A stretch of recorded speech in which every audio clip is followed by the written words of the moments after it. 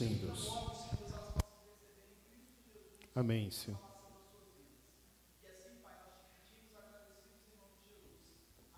Amém. Deus abençoe cada um de vocês. Queridos, para nós que ficamos, eu quero convidá-lo para que você abra a sua Bíblia, lá em Êxodo 7, do verso 14 até o verso 25. Nós continuamos a nossa exposição no livro de Êxodo. Temos caminhado aí passo a passo para entendermos os projetos, os planos de Deus da redenção. Como se deu na história a nossa salvação. Então, Êxodo 7, do verso 14 até o verso 25. Nós faremos a leitura também do texto de forma alternada. Você, então, irá participar dessa leitura comigo. Se você não tem uma Bíblia, você poderá ver a projeção ali, para você acompanhar com a gente ali. Então, de forma alternada, do verso 14 até o verso 25. Disse o Senhor a Moisés: o coração de Faraó está obstinado e recusa deixar ir o povo.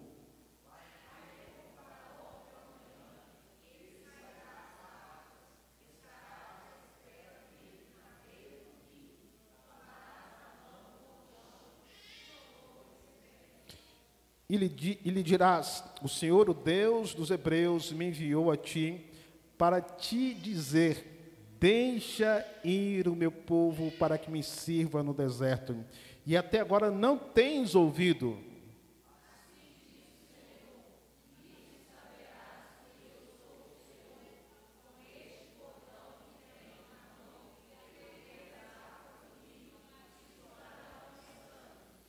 Os peixes que estão no rio morrerão, o rio cheirará mal, e os egípcios terão nojo de beber água do rio.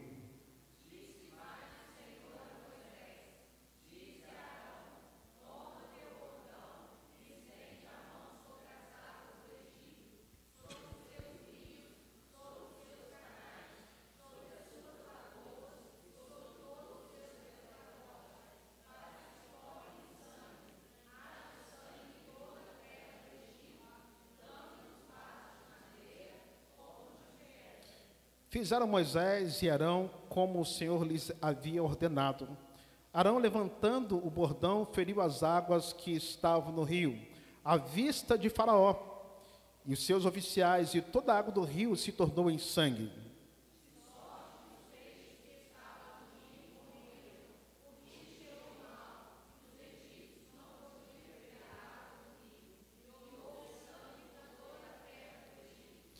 Porém, os magos do Egito fizeram também o mesmo com as suas ciências ocultas, de maneira que o coração de Faraó se endureceu e não os ouviu, como o Senhor tinha dito.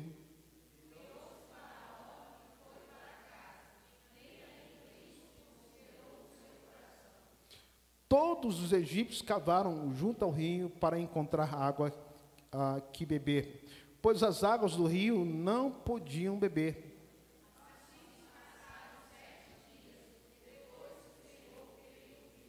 Amém. Feche seus olhos, querido, mais uma vez. Peço para acender a luz aqui para mim, porque o pastor já está avançado em idade, não consegue enxergar tanto, né? Ok, obrigado. Querido Deus, nós estamos aqui mais uma vez e queremos ouvir a sua voz. Já cantamos, já oramos, já falamos o quanto nós queremos depender do Senhor. Quem poderá nos separar do amor de Deus? Nada poderá nos separar.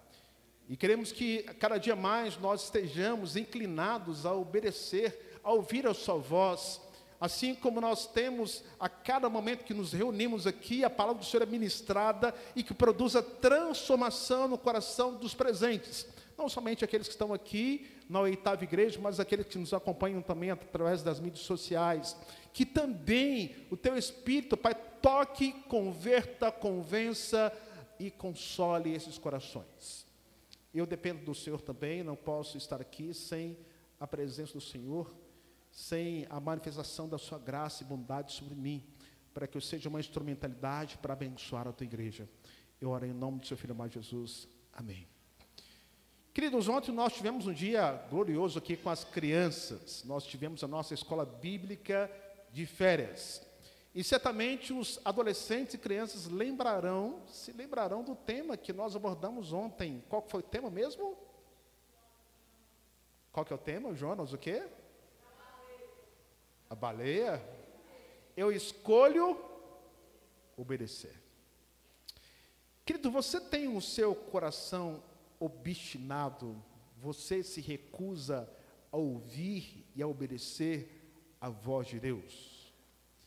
Toda vez que nós escolhemos desobedecer a Deus, nós sofremos sequelas, consequências em nossa vida. A partir da experiência desse texto, nós queremos compartilhar com vocês sobre corações obstinados. Certamente você conhece o nosso rio Amazonas, não conhece? Já ouviu falar dele, já estudou na geografia, ou já viu algum documentário a respeito desse rio. Se você não sabe, o rio Amazonas é um dos maiores do mundo, ou talvez seja o maior do mundo. Existe uma dúvida, algumas discussões se ele é maior que o Nilo ou não. Mas alguns pesquisadores declaram que o Amazonas tem mais ou menos 7.000 quilômetros de extensão e tem mais ou menos 50 quilômetros de margem a margem. Imagina só, é quase daqui a 3 rios. Você não consegue enxergar o outro lado desse rio. Agora você imagina se esse rio ele transforma-se em sangue. Consegue imaginar isso? Consegue imaginar as águas que cercam todo o rio Amazonas, os seus canais, os seus rios, riachos, todos eles se transformando em sangue? Você consegue imaginar toda a biodiversidade que está no rio Amazonas diante desse fenômeno, todos eles morrerem? Você já pensou nos ribeirinhos que estão ali à beira do rio, que se alimentam, que vivem por conta da vida que é produzida naquele rio? Seria um carro, seria? Para nós é apenas um imaginário. Mas isso aconteceu milhares e milhares de anos atrás, não no rio Amazonas, mas no rio Nilo, por conta da obstinação de um rei, de um faraó, que ele não quis ouvir a voz de Deus. Por que nós entendemos que esse texto, ele fala um pouquinho de nós, fala um pouquinho da nossa história? A gente tem que entender um pouco do que nós já pregamos, do que nós já ensinamos a vocês em domingos anteriores. Primeiro, lembrar que havia um povo escravizado, havia um rei que zombava de Deus e com o coração obstinado, em que Deus se revela a esse rei, ao imperador do Egito, mas ele não reconhece o senhorio, o poder de Deus. Eu quero que você volte os seus olhos comigo lá no capítulo 5, o verso 2, para você lembrar o que Faraó havia dito a despeito de Deus quando Moisés foi enviado até ele para dizer o seguinte: deixe o meu povo ir. Sabemos que Moisés, ele é o vocacionado, chamado de Deus para ser o libertador de Israel. Ele é apenas uma personificação daquilo que Deus faria. Ele é apenas um canal, o livramento viria da parte de Deus. E quando Moisés e Arão foi estar com o faraó e dizer para ele: deixa o meu povo ir, olha só a resposta que Faraó deu a Arão, mas também a Moisés. O capítulo 5, verso 2. Quem é o Senhor para que lhe ouça eu a voz e deixe ir a Israel? Eu não conheço o Senhor, nem tampouco deixarei ir Israel. Faraó é um rei que não reconhece o senhorio de Deus sobre a sua vida. Ele não reconhece e não quer ouvir a voz desse Deus que é soberano sobre todas as coisas. Nós temos um povo escravizado, um homem chamado Moisés, que é um canal de bênção de Deus para libertar o povo, e temos um faraó com o coração obstinado em não deixar deixar o povo ir. Mas se você lembrar do texto também, você se recordará que o próprio Deus havia dito a Moisés. Deus havia dado a Moisés dizendo, vai até Faraó e diz para deixar o povo ir, mas eu vou endurecer o seu coração. Mas como isso, pastor? Moisés tem a missão de ir até o Faraó, dizer o que Deus mandou dizer, mas esse mesmo Deus disse que o resultado seria negativo, sim.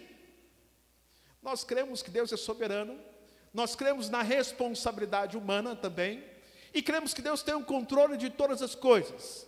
Mas lembramos também que Faraó, ele se considerava uma divindade. Ele achava que ele era Deus. Ele mandava no Egito de baixo e no Egito de cima. Ele mandava e desmandava, mas agora diante dele existe alguém maior do que ele. Mas ele não reconhece essa verdade. E a gente vai entender então toda a narrativa, passo a passo. Pela segunda vez agora, Deus manda Moisés ir até o rei do Egito com a mesma ordem. Qual que é? Deixa o meu povo ir. E ele responde, como nós falamos anteriormente, quem é o Senhor? Para que eu ouça a sua voz. Eu não conheço o Senhor. Querido, se você lembrar um pouco daquilo que lemos no início desse texto, desse culto que nós prestamos a Deus, o Salmo 78, fala sobre obstinação. Sobre pessoas que viram o poder de Deus, ouviram a voz de Deus, mas mantiveram seus corações obstinados a não obedecer a Deus. Talvez dizendo em seus corações, quem é Deus para que eu lhe obedeça. Interessante que quando nós pensamos a palavra aqui, obstinado, que está escrito lá no verso 14 do capítulo 7, a palavra tem um sentido de ser insensível, é um coração pesado. E diz o texto que ele se recusa a deixar o povo ir. Isso é um coração obstinado, alguém que ouve, alguém que sabe, mas não muda de comportamento. Alguém que Deus tem direcionado, mas ainda assim, ele tem um coração endurecido e insensível para ouvir a voz de Deus. Isso não é coisa nova, não. Coisa lá atrás e coisa do nosso tempo também, da nossa geração. Eu vi hoje, pela manhã, uma lista dos pastores mais seguidos no mundo. E eu vi a qualidade dos pastores que o povo está seguindo. Aí a gente percebe a qualidade de crentes que nós temos visto hoje no nosso tempo. Pessoas de coração obstinado, porque não querem ouvir verdadeiramente a voz de Deus, mas querem ouvir aquilo que agrada o coração. É mais fácil, né? É mais fácil ter um discurso que vá agradar o meu coração do que um discurso daquilo que eu não quero ouvir. E quando nós olhamos para esse texto, nós encontramos um Faraó com um coração incrédulo, nós encontramos um povo também desanimado, porque quando Moisés foi estar pela primeira vez com o Faraó, dizendo, deixe meu povo ir, e Faraó manda que seus algozes pudessem piorar a situação dos hebreus. E o povo começa a questionar. E quando Moisés, ele ora para o Faraó com o coração endurecido, ele ora para o povo que está desanimado, e ele questiona o seu chamado, a sua vocação. Será que eu estou no lugar certo? Quando lemos aqui o capítulo 7 e o capítulo 6, você verá Moisés um pouco desanimado diante do seu chamado e diante da realidade que Deus havia o colocado. Mas Deus vai mostrar tanto a Faraó, como também aos hebreus, como também a Moisés, quem ele é. E o texto, você certamente se lembrará que Deus vai se apresentar e dizer: eu sou o Senhor. Eu sou o Deus de Israel, o Deus dos hebreus. Quando lemos o capítulo 7, a palavra que mais se repete aqui é a palavra Senhor, cerca de 7 vezes, 9 vezes na verdade. Eu sou o Senhor. E quando começamos o capítulo 14 também, disse o Senhor a Moisés: o coração de Faraó está obstinado e recusa deixar ir meu povo. E Moisés tem uma missão de encontrar mais uma vez Faraó. E Deus manda que Moisés esteja com Faraó pela manhã. Talvez alguns comentaristas declaram que Faraó estivesse talvez no momento dos seus rituais, servindo aos deuses do Egito, porque o Nilo era a representação de uma divindade. O Nilo representava vida. E Deus manda que Moisés esteja com Faraó pela manhã, quando ele estivesse com os seus sacerdotes, os seus profetas ali no rio Nilo, e pudesse colocar o dedo talvez na cara de Faraó e dizer mais uma vez: deixa o meu povo ir. E quando lemos o verso 17, eu quero que você leia comigo, que diz o seguinte: assim diz quem? O Senhor: nisso saberás que eu sou o Senhor. Essa expressão assim diz o Senhor, certamente você se lembra que existem vários textos dos profetas que começam com a expressão dizendo assim diz o Senhor. E toda vez que nós lemos essa expressão, é uma expressão de julgamento. Lembra quando você lê, por exemplo, o profeta Miqueias, Isaías, eles começam com a expressão assim diz o... Não aquilo que nós temos visto hoje em nosso tempo, alguns dizendo em nome de Deus assim diz o Senhor, mas aqui é o profeta de Deus dizendo assim diz o Senhor, uma palavra que tem autenticidade, que tem autoridade, e pelo fato de Faraó não ouvir a voz de Deus, virá o julgamento sobre ele, mas também sobre todo o Egito. E Deus manda que Moisés e Arão estejam com o bordão, aquele bordão que transformou-se em serpente, que fosse estendido diante do Nilo, e diante daquele movimento, todos os canais, lagoas, todos os lugares onde houvesse água, iriam se transformar em sangue. O juízo de Deus vindo sobre Faraó, mas também sobre todo o Egito. E diz o texto que todos os peixes morreram. Não havia água potável. Os egípcios, eles cavavam para achar água e saciar a sua sede. Aquilo que era fonte de vida transformou-se em morte. E diz que o Nilo cheirava mal. Tudo isso por causa de um coração obstinado. E diante da experiência que Faraó, ele vê, ele chama também os seus encantadores, mas eles também fazem o mesmo que Arão e Moisés havia feito, também transforma a água em sangue. Eles conseguem reproduzir o milagre, entre aspas, o sinal, mas não conseguem produzir a salvação. Eles pioram a situação deles. E quando Faraó, ele vê os seus encantadores realizarem o mesmo milagre, eu quero que você leia comigo o verso 22. Vamos lá. Porém, os magos do Egito fizeram também o mesmo com suas ciências ocultas, de maneira que o coração de Faraó se endureceu e não os ouviu como o Senhor tinha dito. Sabe o que ele fez no verso 23? Ele virou-se e foi para sua casa, e nem ainda isso considerou o seu coração. Mesmo diante dos sinais, mesmo diante do grande milagre, mesmo diante do sofrimento, Faraó continua com o coração endurecido. Nada muda. Diz que diante dos fatos, ele vê os seus encantadores também transformar a água em sangue. Ele vira as costas e vai para a sua casa, como se nada tivesse acontecido.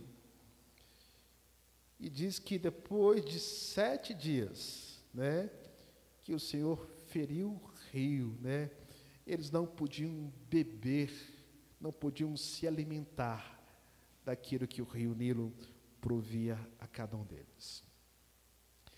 Queridos, quando nós lemos esse texto, nós temos alguns alertas que precisamos atendê-los.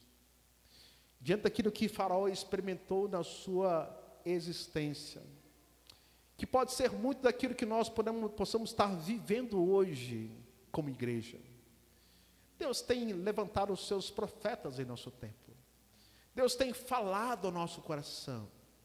A pergunta é, qual foi o tema mesmo da nossa escola bíblica dominical? Eu escolho obedecer. Ou nós temos tido o nosso coração obstinado em não ouvir a voz de Deus. E os alertas que nós queremos compartilhar com vocês hoje, né, nessa noite. O primeiro alerta é que a ira de Deus se revela contra homens e mulheres de corações endurecidos. A ira de Deus se revela contra homens e mulheres de corações endurecidos. Quando lemos novamente o texto, lá do verso 14, ele começa dizendo o seguinte, verso 14 e 15, então o Senhor disse a Moisés, o coração de Faraó está o quê? Obstinado, ele não quer deixar o povo ir. E por que o coração é o centro da nossa vontade? O coração é o lugar das decisões morais, é onde escolhemos obedecer ou desobedecer a Deus. Você certamente se lembra do que está escrito lá em Provérbios 4, 23. Abra sua Bíblia lá em Provérbios 4, 23. O que diz o texto? Sobre tudo que se deve guardar, guarda o coração, porque dele procedem as fontes de vida. E o coração de Faraó revela a rebelião voluntária, mediante o poder de Deus, mediante a fala de Moisés e Arão, dizendo, deixa o meu povo ir. E o registro que Moisés traz para nós, que diante da palavra de Deus trazida ao coração de Faraó, o seu coração estava obstinado. E o que é ser obstinado, pastor? A palavra hebraica que define obstinado é um coração pesado, insensível, endurecido. Alguém que se recusa, que rejeita de forma deliberadamente a obedecer à voz de Deus. É claro que nós não pregamos moralismo e sabemos da nossa incapacidade humana de cumprirmos a lei de Deus, a não ser que se nós olharmos para a pessoa de Cristo Jesus, somos incapazes de viver de acordo com a vontade de Deus, de forma plena. Mas sabemos que existe uma responsabilidade nossa também, de caminharmos, de ouvirmos a voz de Deus e obedecermos a sua voz. Certamente você se lembrará de textos que nós veremos pela frente, Êxodo 10, verso 3, que diz o seguinte, até quando recusarás humilhar-se diante de mim, diz o Senhor. Jeremias 13, 10, este povo perverso que recusa ouvir as minhas palavras. Nós não somos ignorantes, queridos, porque Deus tem falado conosco. Hoje você tem acesso para ouvir a voz de Deus, tem Bíblias de todo tipo que você imaginar. Tem programas no rádio, nosso irmão Renci, presbítero, tem o seu programa semanal, diário. Você tem internet, tem tantos meios para nós ouvirmos e entendermos a vontade de Deus. E ainda assim nós continuamos com o nosso coração obstinado, endurecidos. Nós não queremos ouvir a voz de Deus. Mas nós não podemos entender que ficaremos ilesos quando nós endurecemos o nosso coração. Quando eu quero que você abra a sua Bíblia, lá em Romanos 1. Romanos capítulo 1.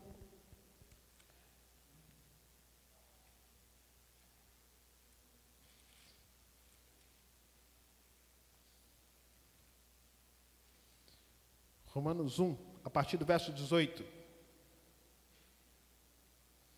Olha só o que diz as Escrituras, o que Paulo declara para nós.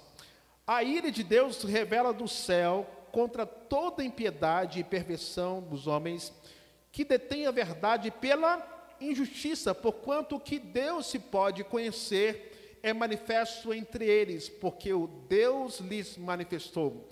Porque os atributos invisíveis de Deus, assim o seu eterno poder, como também a sua própria divindade, que diz o texto, claramente se reconhece desde o princípio do mundo, sendo percebidos por meio das coisas que foram criadas. Tais homens são, por isso, indesculpáveis.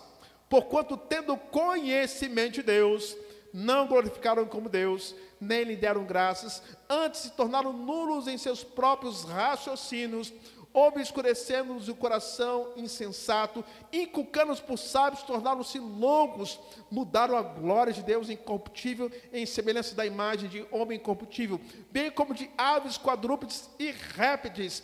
Por isso Deus fez o quê? Entregou tais homens às imundícias, pelas concupiscências do seu próprio coração, para desonrar o seu corpo entre si. Deus entregou. Eles tiveram conhecimento de Deus, mas não glorificaram como Deus e nem lhe deram graças. Faraó está com seu coração obstinado, endurecido. Ele está conhecendo Deus. Deus se revela a ele através de Moisés e Arão. Deixa o meu povo ir. Mas Faraó, com o seu coração obstinado, ele acha que ele é Deus também. Nós não somos maniqueístas. Sabe o que é maniqueísmo? É quando existem duas forças, o bem e o mal, que estão em pé de igualdade, que estão num ringue brigando. Nós não cremos isso no mundo espiritual. Não existe ninguém ou algo que possa se opor ao poder de Deus, nem Faraó. Nem todas as divindades do Egito juntas poderiam sobrepujar o poder de Deus. Mas o coração de Faraó estava endurecido, obstinado. E todo coração obstinado, ele sofre consequências dos seus atos de desobediência. Todo desobediente sofre consequências dos seus atos. A gente é pai, a gente sabe. Quando o filho desobedece aquilo que nós recomendamos e falamos, o que acontece depois? Consequências. E Deus, na sua infinita bondade e graça, Ele fala antes. Eu sempre ouvi uma frase muito interessante, dizia o seguinte: antes que a desgraça bata a nossa porta, a graça de Deus vem antes. E a graça de Deus bateu na porta de Faraó. Deixa o meu povo ir. Mas o coração de Faraó estava obstinado, insensível, endurecido e não quis ouvir a voz de Deus. E conforme lemos aqui o texto de Romanos 1, do verso 18, diz que a ira de Deus se revela contra toda impiedade. Gente que teve conhecimento da vontade de Deus, ouviu Deus, mas não quis obedecê-lo. E por isso vai sofrer as consequências da sua desobediência. Tem muito crente teimoso aí, né? Muito crente que sabe que pecado é pecado e continua pecando. Tem muito crente que mostra que está insensível à voz de Deus, dura cerviz, estão desobedientes, estão obstinados. E Faraó representa cada um de nós, essa humanidade caída que se rebela de forma ativa contra Deus. Abra sua Bíblia lá em Romanos 8, verso 7 também. Romanos 8, verso 7.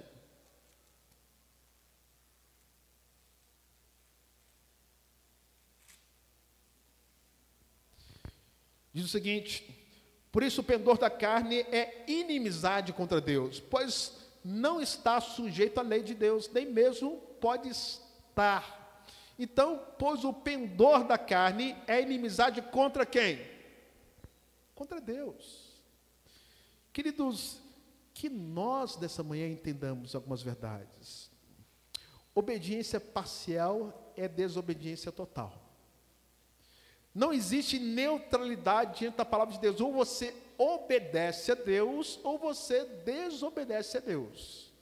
E toda dureza traz consequências. Se nós resistimos a Deus, colhemos juízo. Só Deus pode trocar corações, e nós precisamos de um coração novo. Um coração obstinado precisa ser trocado por um coração de carne, que somente Deus pode produzir no coração humano. Mas você pode perguntar, mas pastor, se Deus falou que o coração de Faraó seria endurecido, não foi propósito de Deus? Foi, mas também existe a responsabilidade humana. Deus é soberano. É como se Deus dissesse, então, se você quer viver sem mim, Deus tira o pé do freio e deixa a gente se estribuchar, conforme a nossa vontade. Deus entregou, lembra do texto que lembro de Romanos? Deus entregou tais homens o quê? As imundícies. Deus entregou as paixões infames. Deus entrega. Você quer ficar obstinado? Então Deus entrega você a sua própria disposição mental. Essa é a verdade. Você quer viver sem Deus? Então continua vivendo sem Deus e sofra as consequências dos seus atos.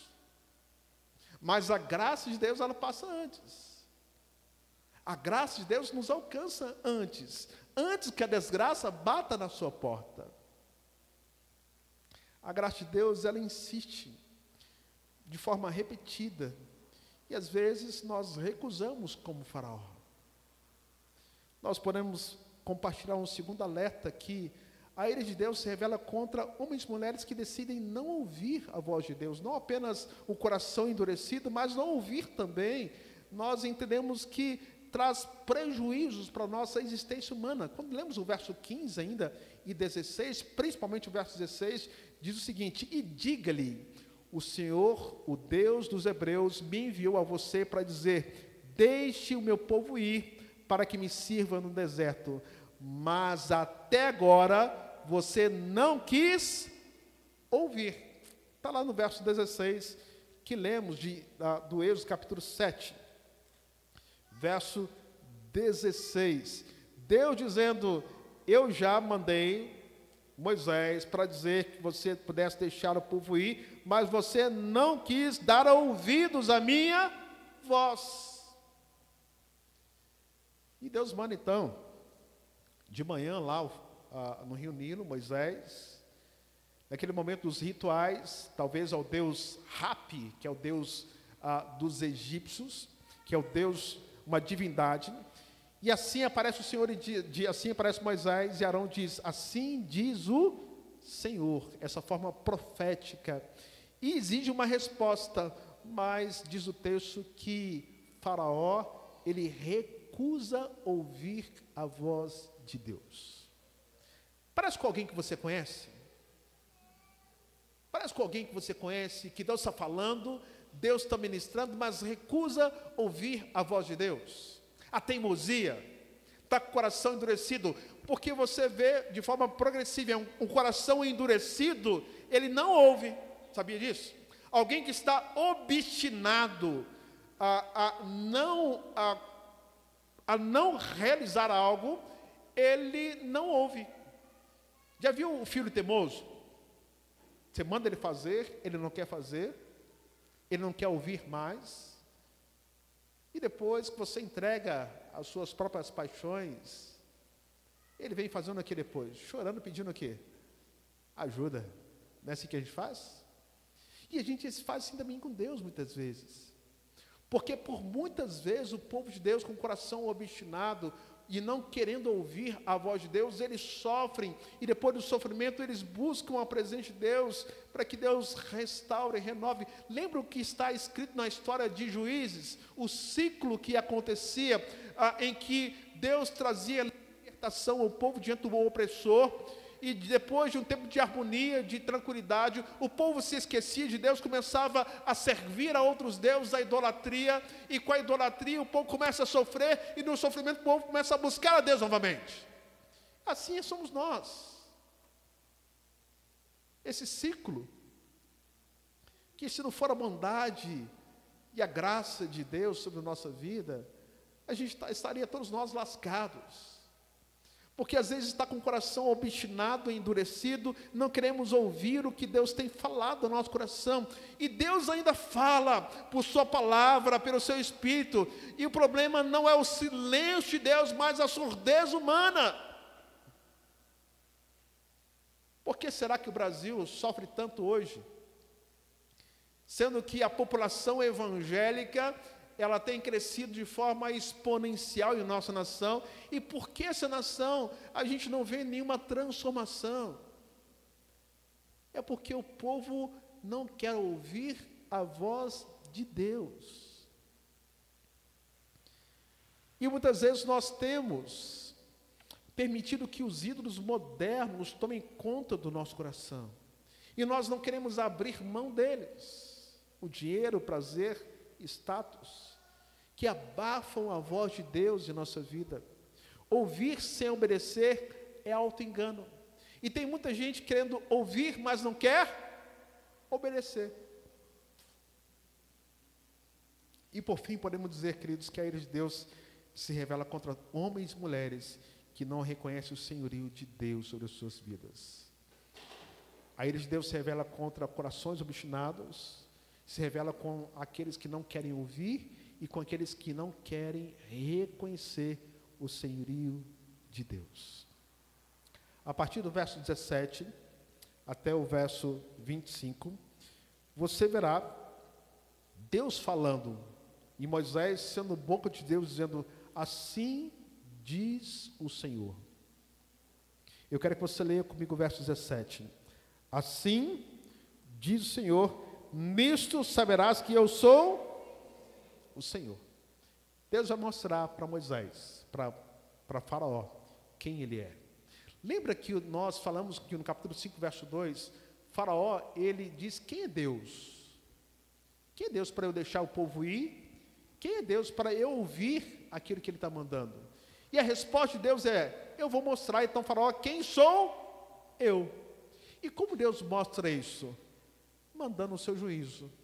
E o primeiro juízo que nós veremos nesse texto, que está registrado aqui, é quando Deus, no seu poder, ele transforma as águas do Nilo em sangue. E o Nilo, que era símbolo de vida, transforma-se em símbolo de morte. Os rios, canais, até as águas que estavam nos vasos de pedra e outros utensílios, também se transformaram em sangue.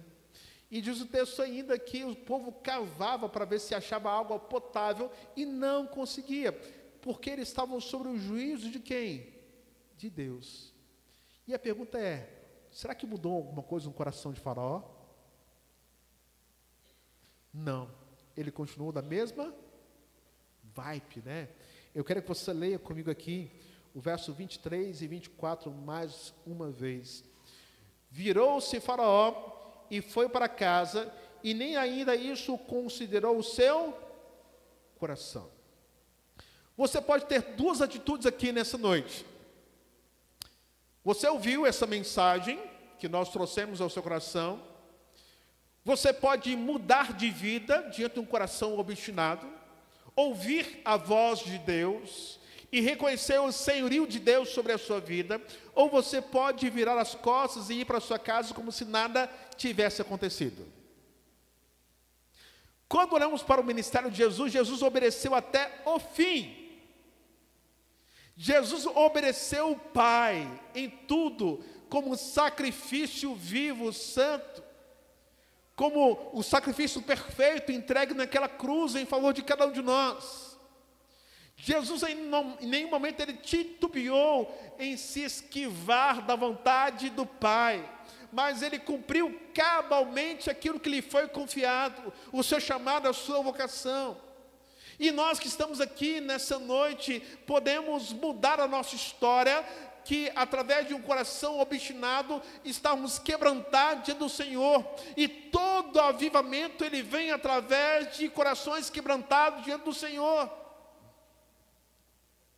Nós entendemos que as pragas são juízo na vida de Faraó, mas também dos egípcios. Mas as pragas também foi um meio de salvação para os hebreus. Quando nós lemos que a palavra de Deus não volta vazia, ela tem dois propósitos. Quando a palavra ela é pregada, ela produz salvação, mas a palavra pregada também produz juízo também. Sabia disso? Que a palavra, quando nós anunciamos e pregamos, ela traz salvação, pode produzir salvação, à medida que nós obedecemos, que nós acolhemos para a nossa vida, mas ela traz juízo, que à medida do nosso conhecimento, e nós não colocamos em prática, ela se torna um juízo em nossa vida. E o que nós podemos fazer nessa noite? O convite que Deus nos faz é um momento de transformação genuína, de quebrantamento diante do Senhor, de sermos uma igreja viva, não uma igreja de coração endurecido, mas uma igreja que ouve a voz de Deus, que discipula, que prega, que vive. Esse é o nosso chamado. Ou podemos nos tornar como Faraó, mesmo vendo os sinais, as maravilhas de Deus, ele manteve o seu coração endurecido. Quero convidá-lo para que você feche seus olhos neste momento.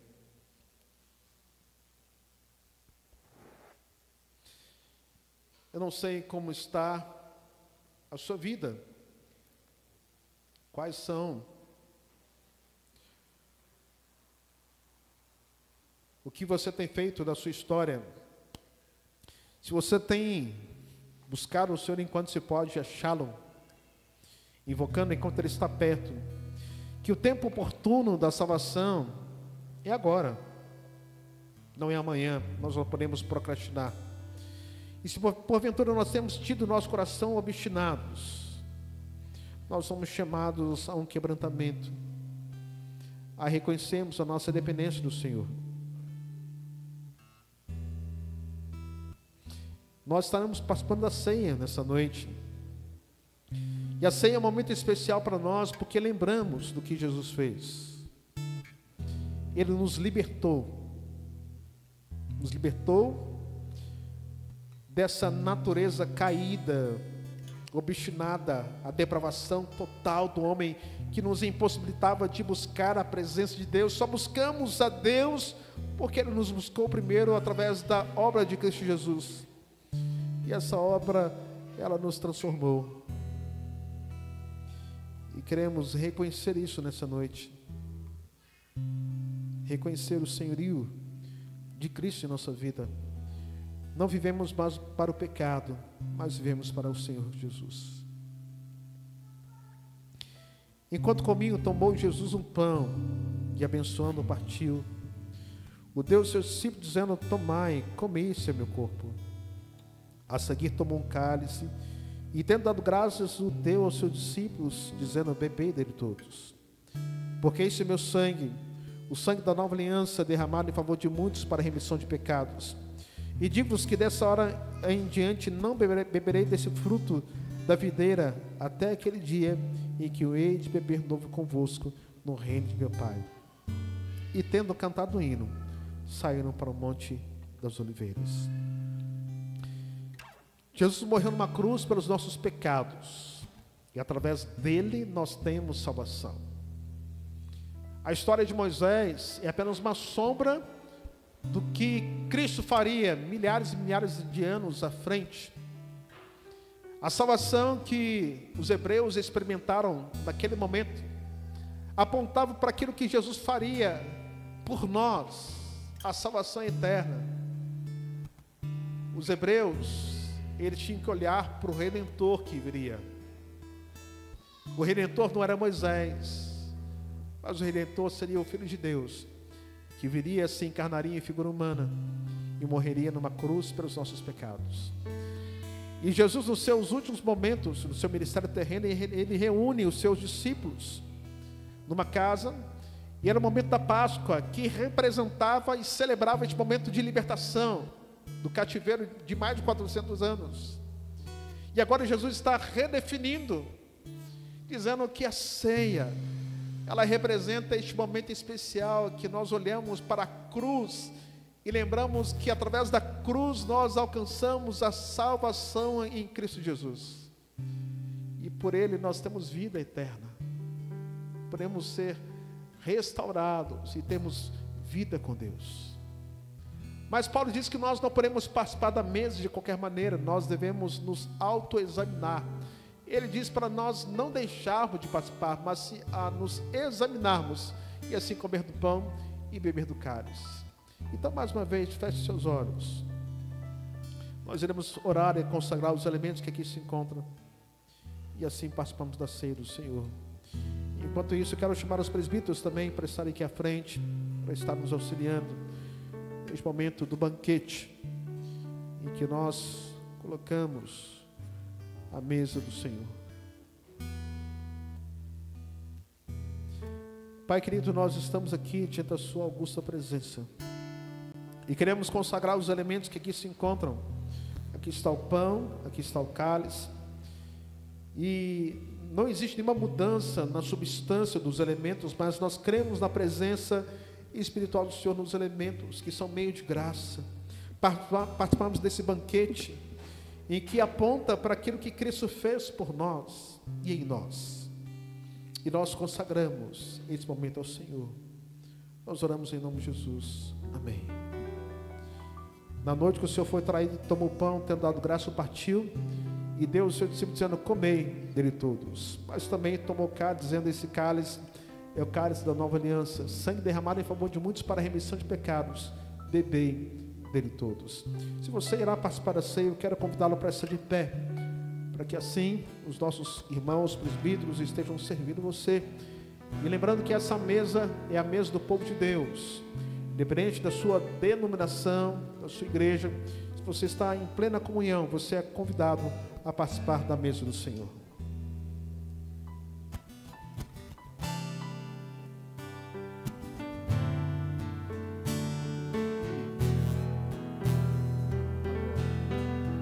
A Ele a glória, a Ele a glória, a Ele a glória, para sempre. Amém. A Ele a glória, a Ele a glória, a Ele a glória, para sempre. Amém. A Ele a glória, a Ele a glória, a Ele a glória, a Ele a glória, para sempre. Amém.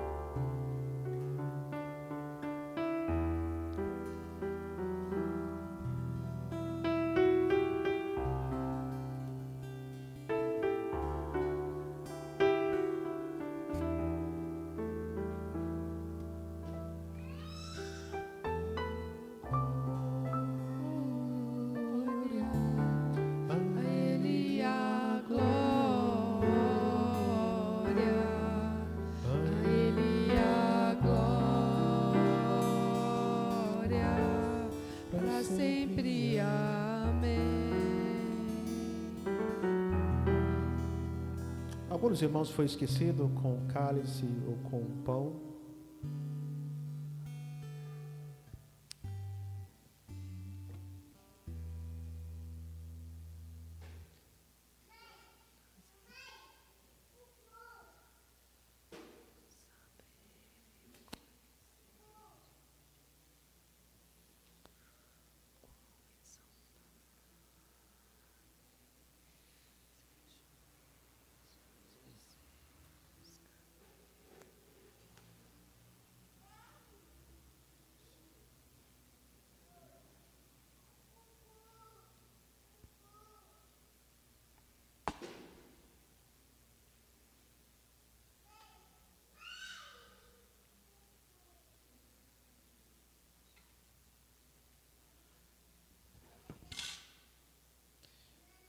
Comei dele todos.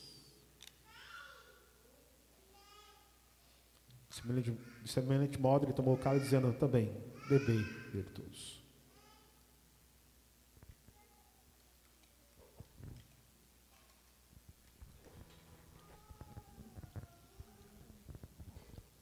Oremos, amados.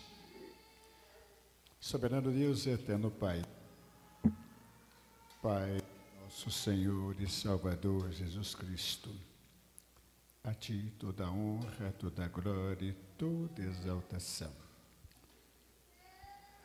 Pai amado, Pai querido, queremos agradecer ao Senhor por tudo que aconteceu aqui nesta noite.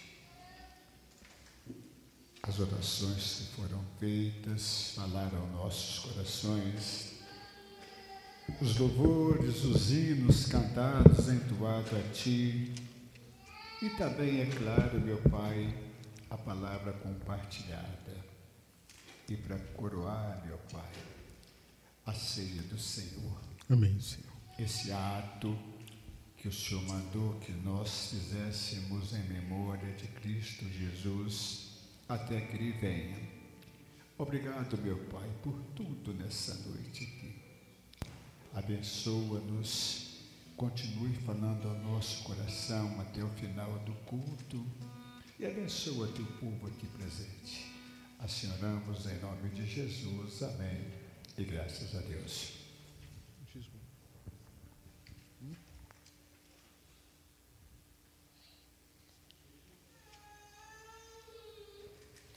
Este é um momento muito importante do nosso culto. Nós já adoramos, já louvamos, já ouvimos a palavra, e agora é o momento de nós estarmos adorando o nosso Deus com os nossos dízimos e ofertas. Se você veio preparado, que você possa depositar no gasofilácio.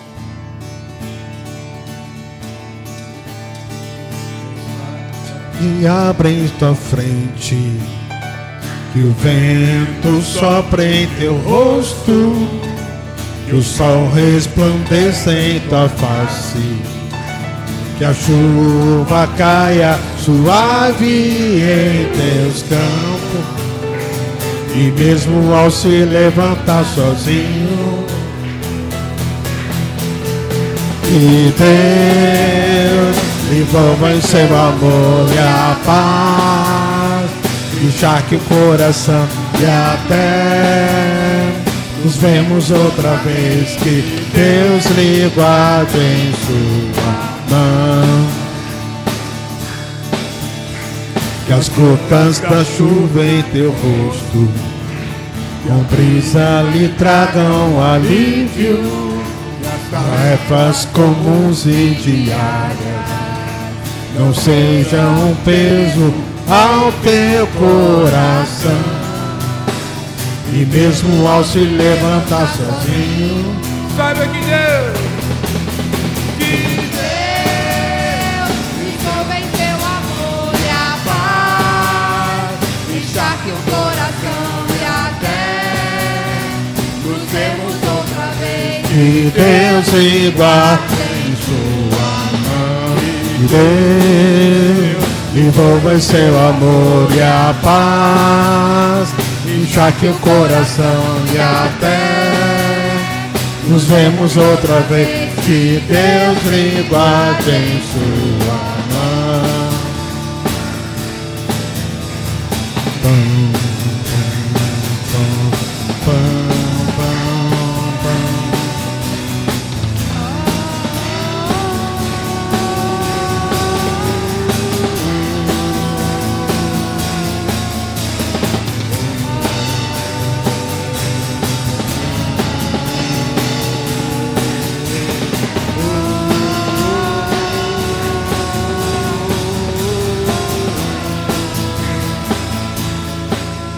Que Deus envolva seu amor e a paz, encharque o coração e até nos vemos outra vez. Que Deus lhe guarde em sua mão. Que Deus envolva seu amor e a paz, encharque o coração e até nos vemos outra vez. Que Deus lhe guarde em sua mão.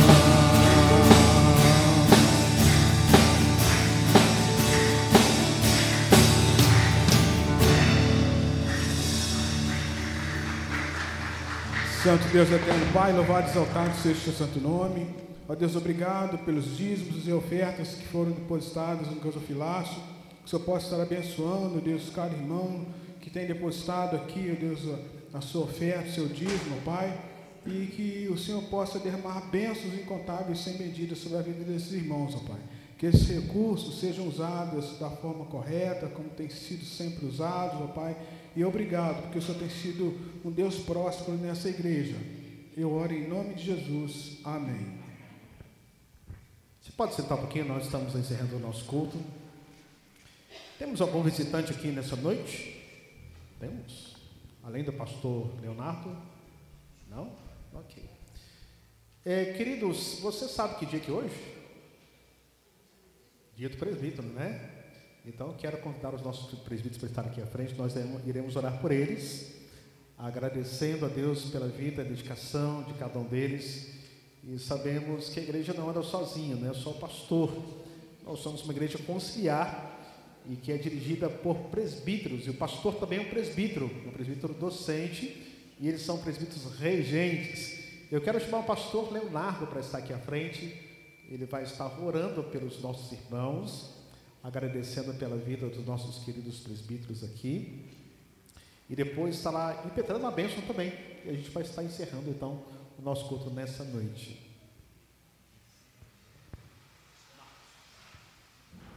Oremos, meus irmãos. Soberano Deus, nós, como acabamos de cantar, nós confiados na Tua providência, encerramos o culto prestado ao Senhor publicamente, ó Deus, com gratidão no coração.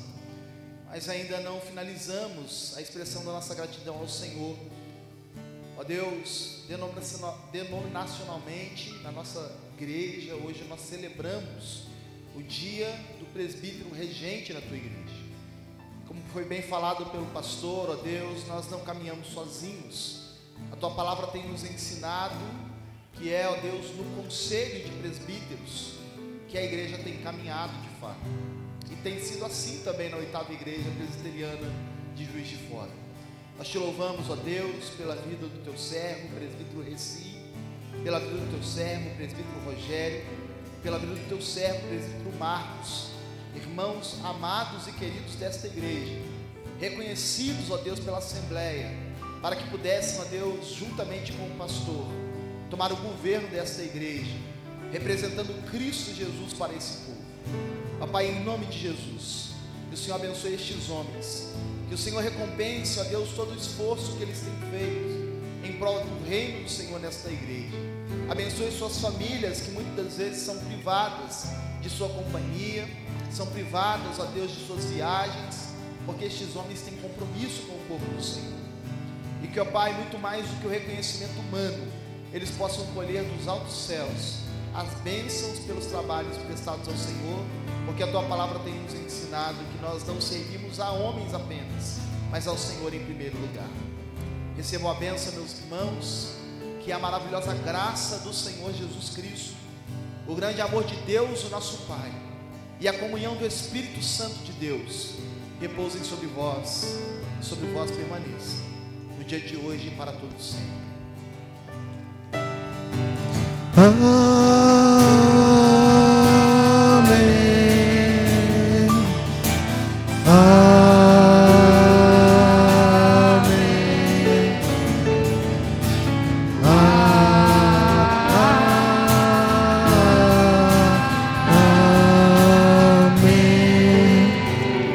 Dê uns 4 abraços aí antes de você ir embora, tá bom? Tem uma canjiquinha lá embaixo, não vai embora não, tá? Só descer ali para o nosso salão, temos um momento lá de confraternização.